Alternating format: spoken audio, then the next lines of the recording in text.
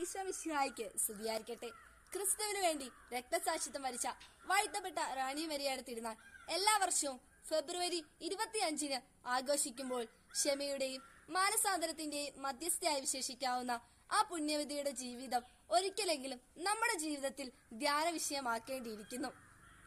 ഭാരതത്തിലെ പ്രഥമ വനിതാ രക്തസാക്ഷിയാണ് റാണി മരിയ. എറണാകുളം ജില്ലയിലെ പുല്ലുവഴിയിൽ വട്ടാലിൽ പൈലി ഏലീശ ദമ്പതികളുടെ 7 മക്കളിൽ രണ്ടാമത്തെ മകളായി 1954 ജനുവരി 29-ന് ജനിച്ചു. പ്രാഥമിക വിദ്യാഭ്യാസം പുല്ലുവഴി ഗവൺമെന്റ് LP സ്കൂളിൽ ആയിരുന്നു. തുടർന്ന് ഹൈസ്കൂൾ, ഹയർ സെക്കൻഡറി പഠനം പൂർത്തിയാക്കി. പിന്നീട് മഠത്തിലും പ്രവേശിച്ചു.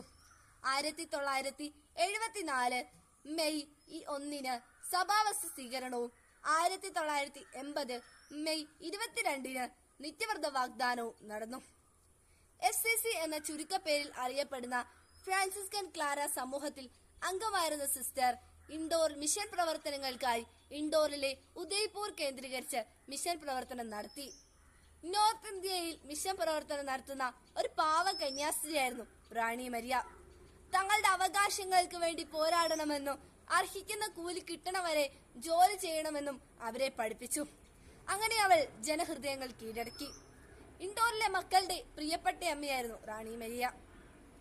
അങ്ങനെയിരിക്കെ 1995 ഫെബ്രുവരി 23-ന് കൊല്ലപ്പെട്ടു. റാണി മരിയയുടെ ജീവിതത്തെ ആസ്പദമാക്കി ഇറങ്ങിയ ഒരു ബോളിവുഡ് ചലച്ചിത്രമാണ് the face of the faceless, മുഖമില്ലാത്തവരുടെ മുഖം. അങ്ങനെ റാണി മരിയയെ പോലെ ക്രിസ്തുവിന് വേണ്ടി രക്തസാക്ഷിത്വം വരിക്കുവാനും ക്രിസ്തുവിന് വേണ്ടി ജീവിക്കുവാനും നമുക്കും സാധിക്കട്ടെ എന്ന് ആശംസിച്ചുകൊണ്ട് ഞാൻ എന്റെ വാക്കുകൾ നിർത്തുന്നു. നന്ദി. ജയ് ക്രൈസ്റ്റ്.